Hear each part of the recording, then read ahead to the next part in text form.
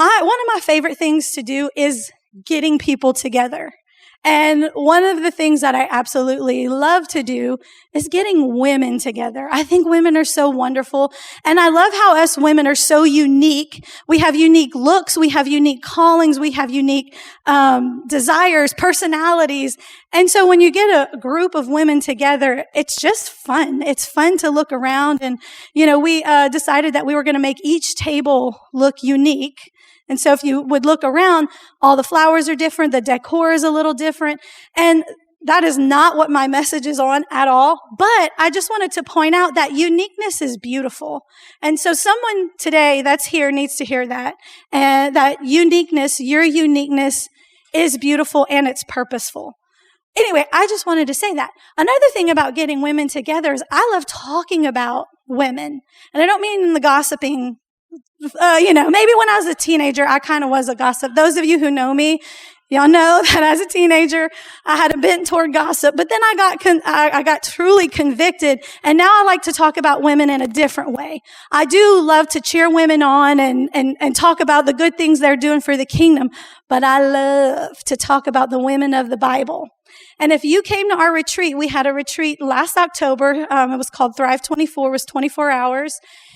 And we taught, every session was about a different woman in the Bible and what we could glean from her life. And so this morning, I want to continue that, and I'd like to talk about another woman in the Bible. This woman is found in 2 Kings 4, chapter 4, verses 8 through 37. This morning, as you sat around a table and you got to introduce yourselves, you think about, what did you say to introduce yourself? Did you introduce yourself for you students, did you introduce yourself like, hi, nice to meet you. I'm a student of Acadiana High. Or if you have a job, hi, I'm the owner of a daycare. Like, is that how you introduce yourself? No. Do you introduce yourself by the last vacation you took? That probably would be more my style. Like, yes, I just went to Florida, because I love traveling. But no, we introduce ourselves by our name. I am Cassie, Well, this woman that we're talking about today, her name is not in the Bible. And if you're a person who reads the Bible, you realize there's a lot of people in the Bible that they don't even say their name. It's where they're from. It's who their husband is. It's, there's different ways that they get introduced. And so this woman this morning, we don't know her name. Now, I heard a story of a lady preaching about this particular woman, and she gave her a nickname. So we know her as the Shunammite woman. I've also heard her called Shumi. I'm not going to call her Shumi. That's just, when you want to give people names, like somebody calls Potiphar's wife Hotiphar. I've heard that, but I don't, I'm not going to just give them a nickname. Those of you who know the story, you get it. It's funny. But the Shunammite woman is who I want to talk about. Woman is who I want to talk about this morning. And in this part of her story, there's 29 verses that talk about her, and that's what we're going to go over today.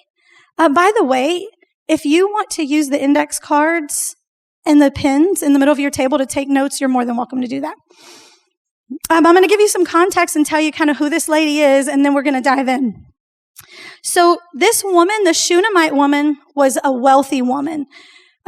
She encountered the prophet Elisha. And some people say Elisha. So Elisha, just so you know, that's who I'm talking about. But I will call him Elisha because that's what I've always called him. So he was the prophet Elijah's successor, okay?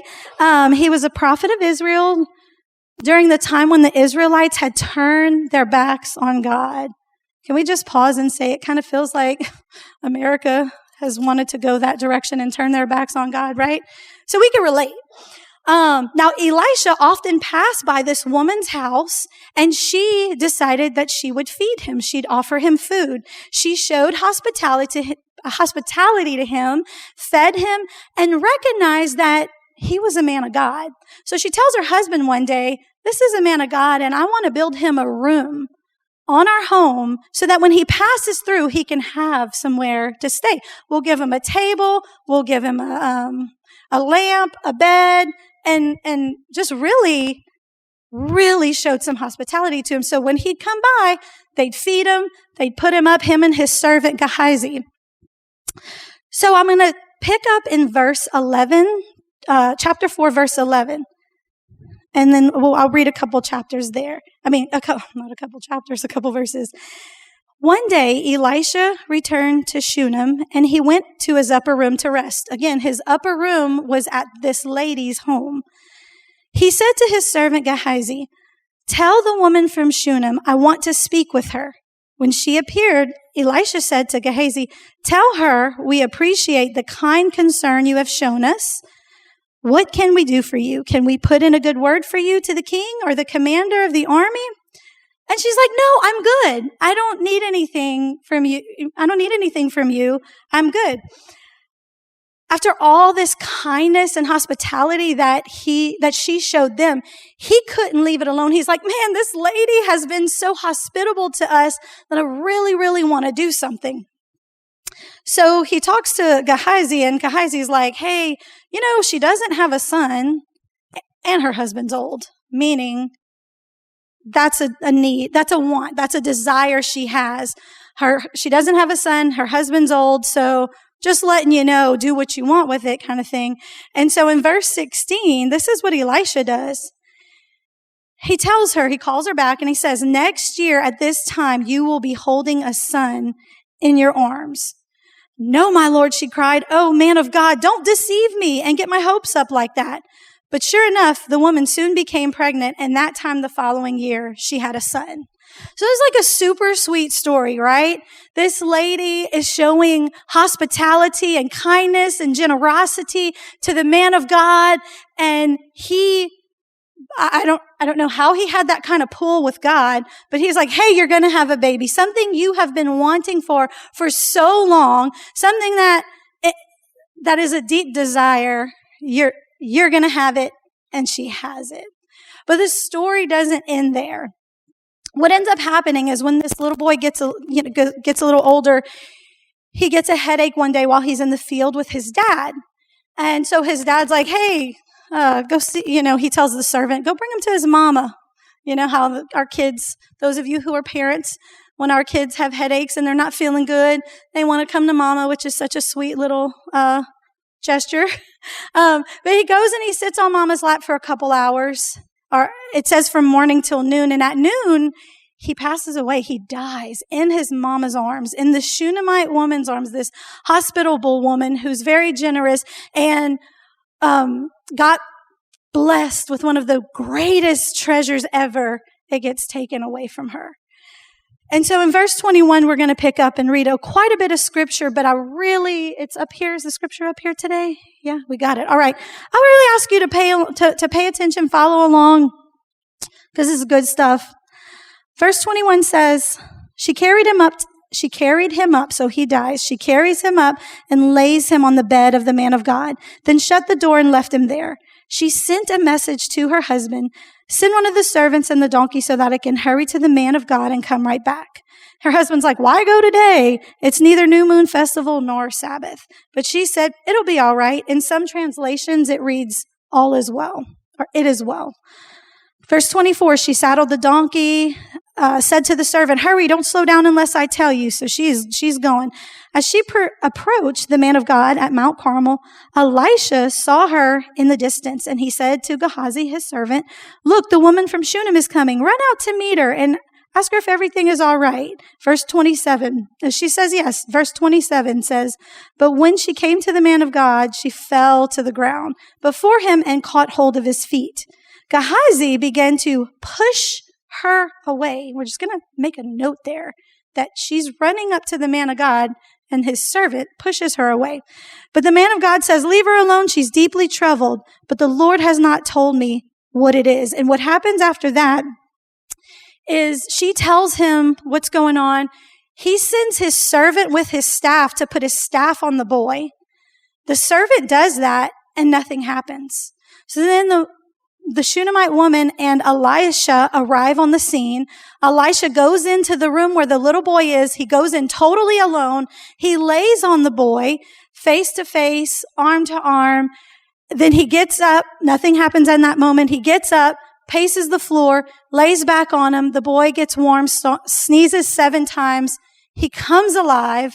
And then Elisha's like, hey, go get his mom. And the mom comes in. She's super grateful. She bows down at Elisha's feet and worships, and then takes her son and carries on with her day. Now, later on in that book of the Bible, it does talk about her again, but that's what we're going to talk about today.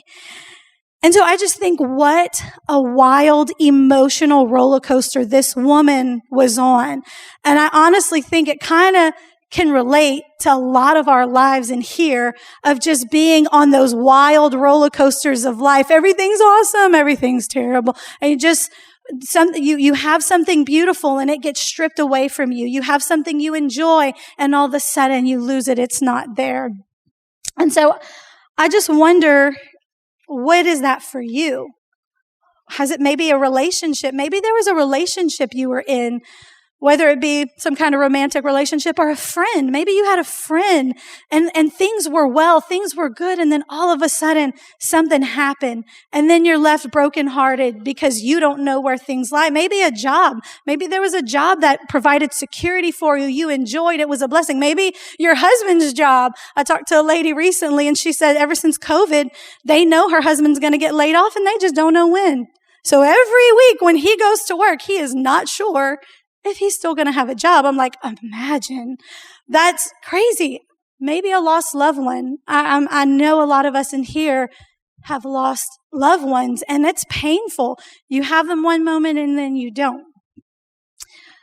Your career, your reputation, there's so many things, even tangible things, even maybe your dream vehicle. I don't know. There's just so many things in life that we have, maybe status, that it's going well, we're enjoying it, and then one day we lose it. Am I the only one that can relate with that, or can y'all relate with that too, right? So I want to look at the Shunammite woman, what she went through, what her responses were, because I think there's some takeaways that we can take away that will help us when we're walking through this kind of storm, or when we're walking with a sister who's walking through this kind of storm. Because if it's not you, it's probably someone next to you. And so we're going to dig deeper. And the takeaways that I want to talk about, there's 3. There's so much more. So I encourage all of you to go and read this story again and ask the Lord to speak to you, what you can get out of it, because it's super inspiring. So there was 3 things she did. I was going to say three ways she took action, 3 things she did. First, she showed hospitality. Verses 8 through 10 said she fed him and built him a room. You know, she was aware of his frequent coming and going, and she discerned that he was a man of God. The definition of hospitality is a friendly and generous reception and entertainment of, listen to this, guests, visitors, and strangers. And so this definition really shows us in Christ, when we're in Christ and we are showing hospitality, we show hospitality to guests. Guests are people that we enjoy. They're the people you want to come to your house. Those are the people that you want to have coffee with. And then visitors. Visitors are the people that you're not sure, but you want to give them a chance. Like, I met you. You seem like you might be cool. So let's get together and get to know one another. And then you have strangers. And I think strangers fall into the category of people that freak us out, kind of scares. We maybe don't want to have anything to do with this, or they just seem aggravating when we first meet them. Like, I'm just being honest. It happens to all of us. I hear people talk, right? So, your guests, your visitors, and your strangers. That means everyone. Now, of course, we don't just invite crazy into our home, but maybe we go have coffee with them. Maybe we offer to pray with them. Maybe we just don't turn our head and walk away, which I have been guilty. And so to be hospitable is not just hospitable to the people you enjoy and the people you like. Being hospitable, again, doesn't mean you gotta invite them to come live with you, but it's that heart. It's the motive of just being hospitable. In 1 Peter 4, 7 through 9 in the ESV, it says, "The end of all things is at hand. Therefore, be self-controlled, sober-minded, and sober-minded for the sake of your prayer. Above all, keep on loving one another earnestly, since love covers a multitude of sin." And this last part, "Show hospitality to one another without grumbling." Do you realize that right up there with being self-controlled, which is like super important, being sober-minded, that's extremely important.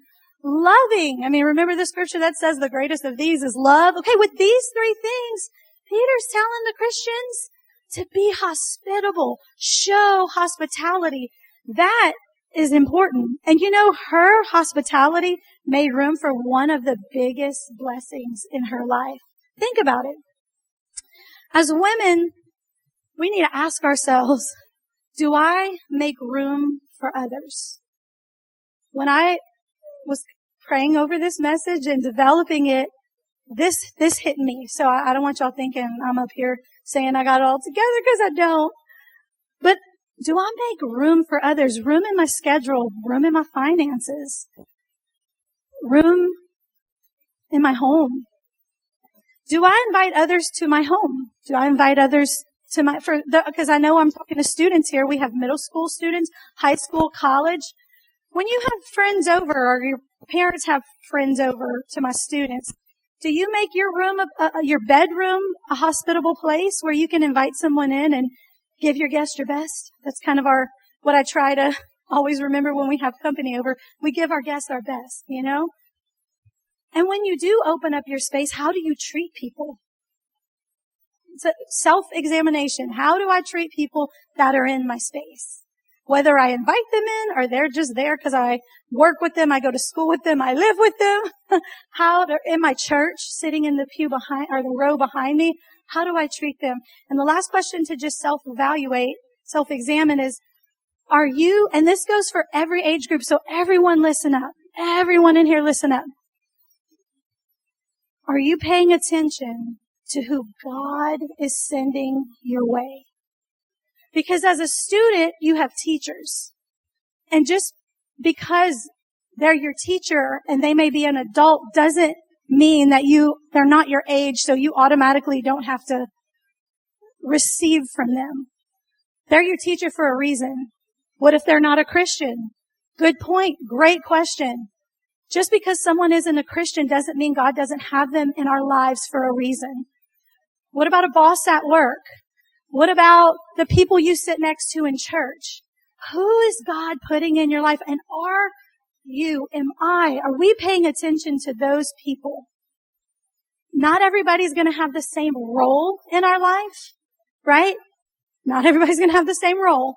We usually only have space, just a little space for close people, and not everybody's going to be in the bullseye of your circle of friends. That's wisdom. But when someone's in your life, what are they there for? Are we asking God? Hospitality opens the door to show the love of God to the world around us. And it helps to further the kingdom of God. If this woman provided a place for Elisha to come get food, to come get rest, so that he could continue to speak God's word to God's people. So when you and I show hospitality, it's furthering the kingdom of God in whatever way that we have the ability to show it. The second action that she took, she positioned her son to receive a miracle. Verse 20 says, she put him in the bed of Elisha. Catch this. Instead of preparing his body for burial, she positioned himself to be resurrected, to come alive again. And I just think in a room this big, is there anyone in here who you're preparing for burial, what God wants to raise up?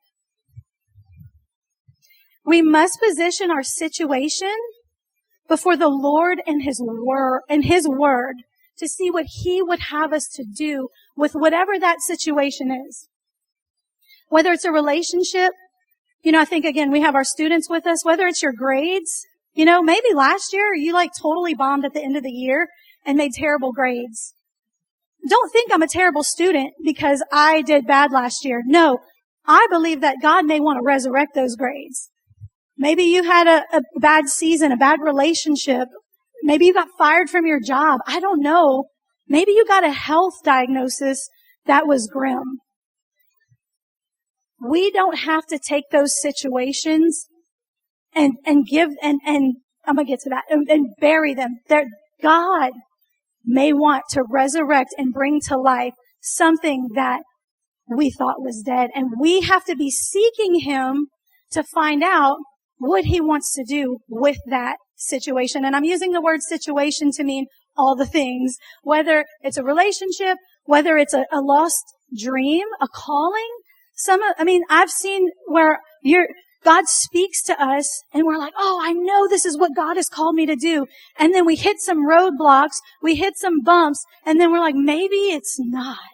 Maybe I'm not supposed to be used by God. Maybe I don't have what it takes. And the enemy is trying to kill and bury what God has put and sown and woven on the inside of us. But we have to be the ones. We can't expect someone else to do it for us. We have to be the ones to say, God, I'm giving you this situation. And remember, we want to take our situation, position it with the Word. See, here Elisha represents the Word of God. He's the man of God. So that's his representation to us today, is bringing it to the Word. But we don't want to bring it to the world. The world, we should not position our problems, our situations before the world. You all know, if you are on any kind of social media, when one person says one little thing, you have 20 different opinions of how they should handle the fact that someone ran into their trash can and now it's in the ditch. You're going to call the cops. Just pick it up. Find the license plate. Do you have a video? Anytime we position an issue to the social media world, it usually never turns out good. You may have one person that actually wants to pray for you that's going to see that post and say, well, I'm going to pray for her. But chances are, even the people that are people of prayer, when they're reading so much other junk on Facebook or Instagram that they're going to see that and get all like, oh no, you should have did this and blah. Y'all, we have to be careful where we position our problems. But we also want to have a safe place with people that we position our problems. So we don't tell everybody, my husband might lose his job. We don't tell everybody, I got a bad health diagnosis. Not everybody needs to know that information. We have to know who our safe people are, who our safe places are, and not give it to the world. Okay?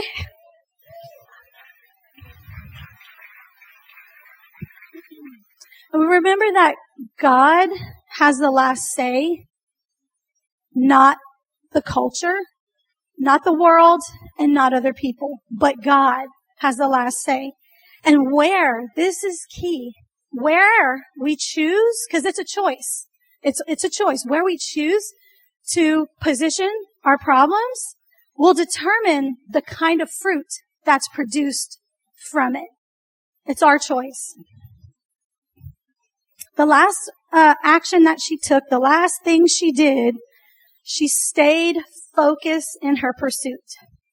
The man of God, which again represents the Word of God, in verses 24 and 27, she hurried her donkey. Remember that part in the story? She hurried her donkey to go to this man. She didn't wait around. She didn't, let me think about it. She knew her son needed that miracle and she knew where to go. Again, she knew where to go and she pursued. And so just like the lady, the Shunammite woman pursued Carmel to get to Elisha, the man of God, we must pursue the cross to get to Jesus.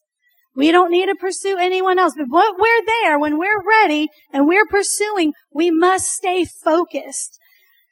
I want to just bring you back to the story and have you actually think about this. She's holding her baby, which, by the way, it's like he was old enough to go into the field, but like close enough to be held. I think about your youngest, he like loves to be on, but what is he, 7, 8? 8. Okay, so he's 8. So her son was probably between, I'm thinking 4 to 8-ish. And he's sitting on her lap. He dies. That's the last thing she wants is loss. Who wants loss? None of us do. What does she do? She walks upstairs, puts him on the bed of the man of God. And then she just goes straight to her husband. She's like, hey, I need the donkey. And then she gets on the donkey. She pursues. She's in hot pursuit. Does it say that she broke down? Does it say that because the Bible, if you didn't realize this, which I'm sure you did, if you read the Bible's not shy on talking about people's emotions. The Bible says they wept bitterly, right? The Bible talks about how many men in the Bible, I don't know if women did it too, I would assume probably not, rip their clothes in anger or frustration or grief, right? There's like always this like wild reaction in the moments where people get hurt or experience pain, right? Could y'all agree that y'all see that in the Bible? Okay. Doesn't say she did any of that. She jumped on because she knew, and that's the thing. She knew that she needed to prepare him for a miracle and not prepare him for a burial. So she didn't allow her emotions. Listen, emotions are a great caboose, but they should never, ever, ever lead the train. Our emotions are there as indicators to let us know something's going on inside, but we are never meant to make these decisions when we're mad, sad, or glad. We shouldn't make decisions on things when we're mad because you're not in your steady right mind. Or when you're glad. I mean, how many women have decided to date a guy because they're glad when they're around him and he's so wonderful? And they haven't prayed about it. They haven't sought the Lord or counsel, but they're like, he makes me feel good. We all know how that ends, right? And definitely not when we're sad. When our hearts are grieving is never the time to make decisions on our own. However, sometimes there are decisions that have to be made, so we should always seek counsel whenever that's steady counsel whenever we're feeling those ways. But making these decisions when we're sad, mad, or glad, they don't typically turn out right. And so when you think about this Shunammite woman, and you think about her story, and you think about how she didn't get distracted, because to be honest, if I am trying to get my miracle, and I am pursuing the man of God, and I get to the feet of the man of God, which again is the word of God, and his servant pushes me out the way, I might just fight. Like, I might just yell at him. I know I'm definitely going to shove him. She didn't do any of that. She lets the man of God do that for her. Catch that. Our man of God, Abba Father, does that for us. We don't have to defend and fight and get this because it's a distraction. We get off of focus with what God is calling us to do whenever we engage in a battle that's not ours. I'm guilty. I'm so guilty. And so we have to remember to stay focused. And the other thing was the words she spoke. 3 times in the story, she says, or maybe it was 2. I should have wrote that down. But she says, it is fine. It is fine, which is in other words, it is well. Can it be well whenever we're in the midst of the worst storm of our life? Can things be well?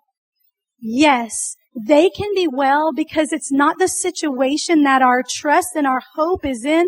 It's God our Father. It is the Word of God. It is the God who will determine where our hope and our trust is. So if we have it in our situation, that we want our situation to look a certain way, turn out a certain way, we will always, always, always be disappointed, and we could walk in disappointment. But here, she said, all is well. I have met many, many women who were going through the storm of their lives, with a smile on their face, they were able to say, it is well. Not because this is good, because this is not. Maybe not even because this is good, because sometimes it's not. But because He is good. And that never changes. So we can say, it is well.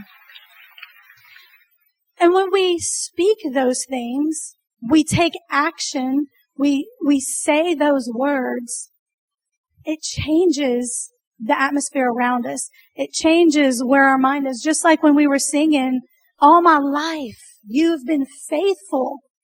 All my life, you've been so good. A lot of times, whenever we get upset, we're in a storm. Or, anybody. It could be something small. If something doesn't go your way at school, something doesn't go your way at work, at home. When we start talking about the problem, our mind is so focused on the problem. How in the world is there going to be a fix to our problem? We must talk about the Lord. All my life, He's been faithful. He will not fail me now. In James 1:22, it says, be doers of the word, not hearers only, deceiving yourselves. So if we just hear the word, if she would have just heard the word, if she would have just knew what she should do, but not practice any of it, how would her life have looked different? How would her story would have looked different? Thousands of years later, we wouldn't be talking about her. Well, we still talk about Jezebel, so maybe we would, but it wouldn't be like this. She wouldn't have been a woman of inspiration if she would have just been a hearer of the word. And so I encourage us to hear the word, to do the word, to take the action that we need to take. There's always going to be an opportunity to get distracted. There's always going to be an opportunity to not show hospitality. There's always going to be an opportunity to position our issues, our troubles before the world instead of the word. But I want to encourage everyone today to take what you have, what you're going through, and give it to the Lord and take the action required to get His solution, His word, His future for our lives.